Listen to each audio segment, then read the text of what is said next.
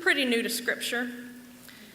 I grew up unchurched, and I adopted Unitarian Universalism as my family's faith in 2012. In 2015, I decided to leave the law and become a Unitarian Universalist minister. As a warm-up to this bold move, I spent a year and a half working half-time as a lawyer and taking one course per semester at the Austin Presbyterian Theological Seminary. Because it seemed the least threatening choice at that time, I started off by studying biblical Hebrew, because probably none of the other students would know that, right? No, they do, yeah. And then I took the book of Exodus in Hebrew. I had never owned a Bible before seminary, and I needed something that I was more fluent in than biblical Hebrew to help me translate the Exodus concepts into something meaningful to me. So in parallel with Exodus, and also as a procrastination technique, I read up on Carl Gustav Jung, the founder of analytical depth psychology, and he helped me see the archetypal elements of my seminary experience. As Moses declared during his psychologically formative years in the Median wilderness, "I've been a stranger in a strange land." To illustrate, I'll tell you about my first visit to the chapel at the Austin Seminary. I went there after my first Hebrew class, feeling pretty beaten up and nervous, and I wanted a place to catch my breath, calm down, and meditate. It's a really breathtaking space. It's like a dollhouse version of the spired and buttressed cathedrals of old Europe, and nobody else was in there. So I had the freedom to let my mouth hang open a little bit, walk around, poke around behind the pulpit. There's a bathroom back there, go figure. And still loaded up from class with my books, I went to put my books down on top of this ornate glass-top table so I could get a better look at the even more ornate candelabra behind it. And as I did so, I discovered not a glass-top table, it's a baptismal font.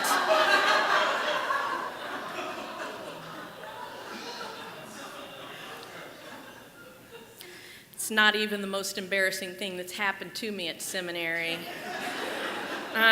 Fortunately, I was alone in the chapel that day, and so nobody knew of my baptism by faux pas. But I was also alone with the knowledge that my egocentric identity, Legault, attorney at law, that got me nowhere in this strange new land where I didn't know glass from water.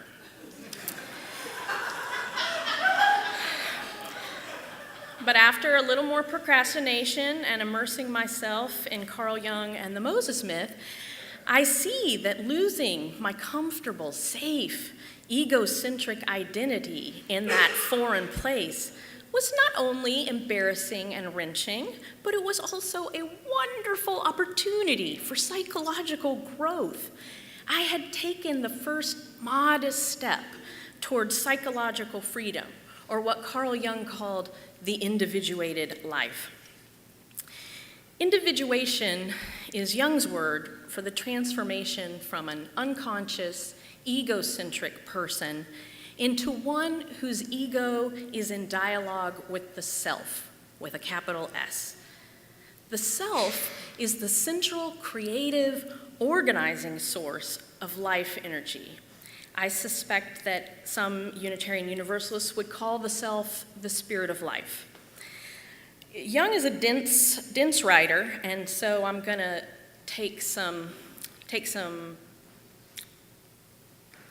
I'm going to make it a little easier, because that's what I needed to understand it. So we're going to look at individuation using the model of a carrot, and be glad that Jung is dead and is not hearing this. So, using the model of a carrot, you could think of the self as the vast expanse of soil that undergirds and nourishes the carrot and the little green leaves above the carrot. Now, those little green leaves that are pushing up into the light, that's our ego. That's our sense of the I part of each one of us. But prior to individuation, those little green leaves of the ego, they're totally unaware of the existence of the carrot or of all that soil underneath. And that those leaves think that they're all alone out there, growing without any support at all. So when I called Moses a myth a minute ago, I meant no disrespect. In Jungian terms, myths are sacred stories. And irrespective of their external, historic truth, myths hold much truth and ring true for us on the inside.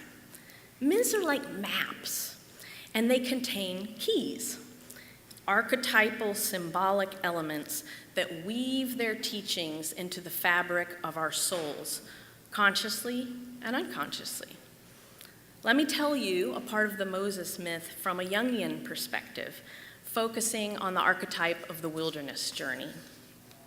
So Moses is born in Egypt to Hebrew parents at a time when the Pharaoh fears the ballooning Hebrew population. It's hard to imagine somebody with that much power being so worried about a ballooning population of powerless people, but it happens. So the Pharaoh orders all Hebrew male babies to be killed at birth. To save her son, Moses' mother weaves a basket of reeds and puts him afloat on the Nile River. The Pharaoh's daughter finds Moses, adopts him, and raises him as an Egyptian prince. So Moses, as we all do, spends roughly the first third of his life in Egypt, developing his ego, his little green leaves. The Exodus text on Moses' early life is spare, like 2 sentences spare. So we imagine, though, that he led a life of power and privilege and safety in his Egyptian palace. He has some inkling that he has Hebrew roots, but he's living like Egyptian royalty. The Hebrew word for Egypt is Mitzrayim, and that aptly translates to narrow, constricted place. And right now, Moses' sense of the world is narrow and constricted because he's got his ego-bound psychological state of ego dominance.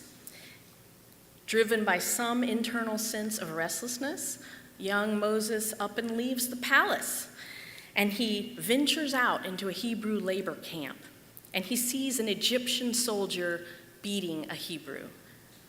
He becomes enraged, and he beats the soldier to death and hides the body. Now, for Jungians, this is a perfect example of the psychological stage of ego inflation, where the ego, the leaves, start to get real impressed with their own power and ability, and the ego engages in some kind of rash act that defies societal conventions. The next day, Moses is inexplicably drawn back to the Hebrew labor camp, and he sees 2 Hebrews fighting each other. And his ego puffs up again, and he says, "What? Stop! What are you doing? You are brothers in oppression." In the biblical Hebrew, something like that.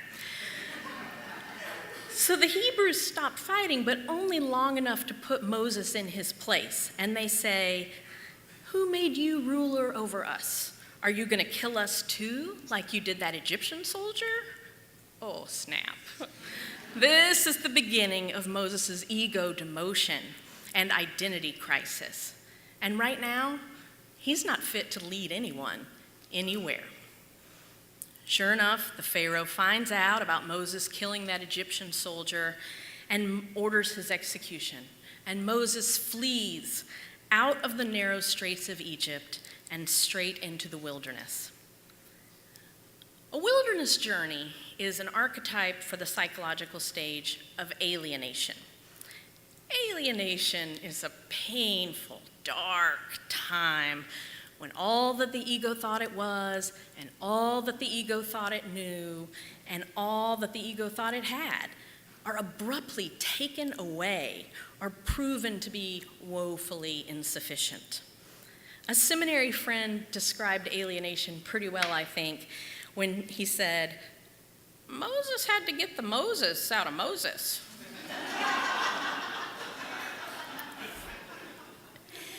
So in the wilderness, Moses comes across the semi-nomadic Midianites. Now, Midianites, they don't build palaces.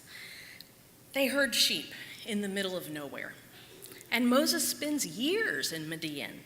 He marries, he has kids, he herds a lot of sheep, and he grows up some. So painful as it is, that alienation stage is probably the single biggest opportunity for psychological growth in a lifetime. Because once that overinflated ego, those little green leaves, get all battered to bits, they have a shot at realizing that there is something bigger than them, the soil of the self. So archetypally, this reunion of the ego and the self usually occurs in the wilderness. One day, while Moses is out shepherding in the wilderness, he sees a bush, and it's burning, but not consumed. And he hears an awesome voice calling his name. I submit that in a less developed psyche that had not gone through the pain of alienation, the inner monologue might have gone something like this. "Oh, I've come to a fork in the path, and on my left there's a weird burning bush and a scary disembodied voice, and it knows me. On the right is a plain trail with regular shrubbery. Which way should I go?" But Moses forks left, and that has made all the difference. Importantly to me, Moses is 80 when he had that reunion with the self on the sheep trail with the burning bush. And I think that goes to show what Carl Jung always said, that individuation is not for the young pups.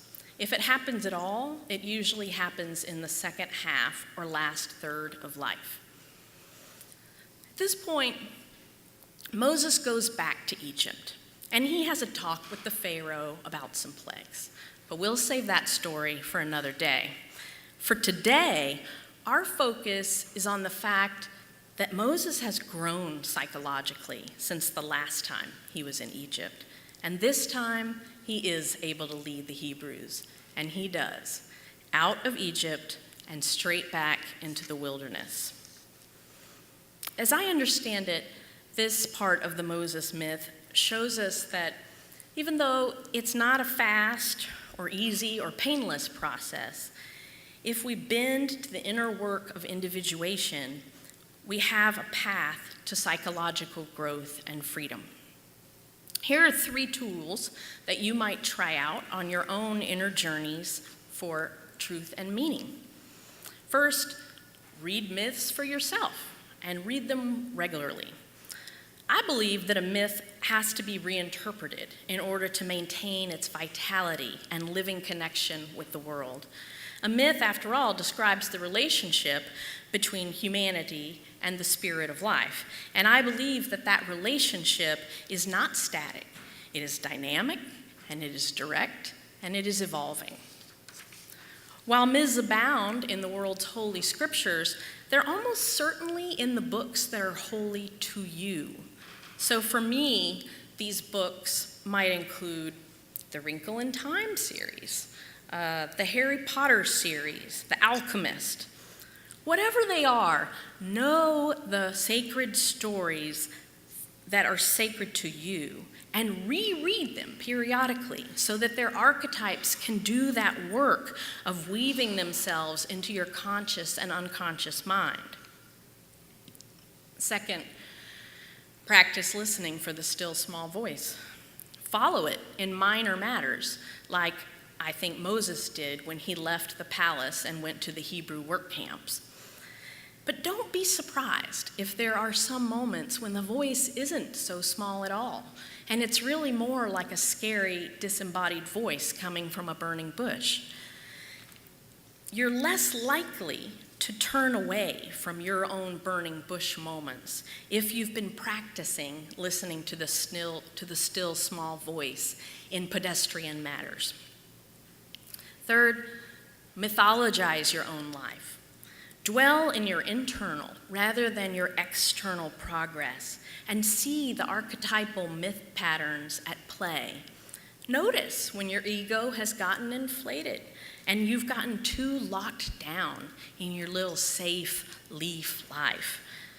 Notice when you're in the wilderness and honor that for what it is.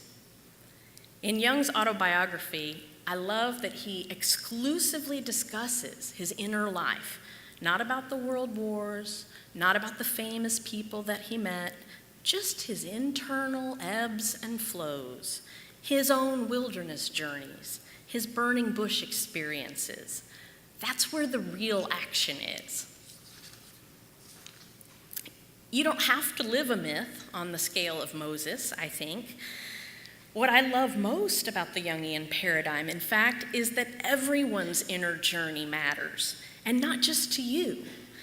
Your advances, however modest they may be, on your inner work benefit all of humanity because we all contribute and draw from that soil of the self. I'll leave you with a story that I've liked all my life, but I like even more now that I'm familiar with individuation. A man comes to a construction site where 3 people are working, and he asks the first, "What are you doing?"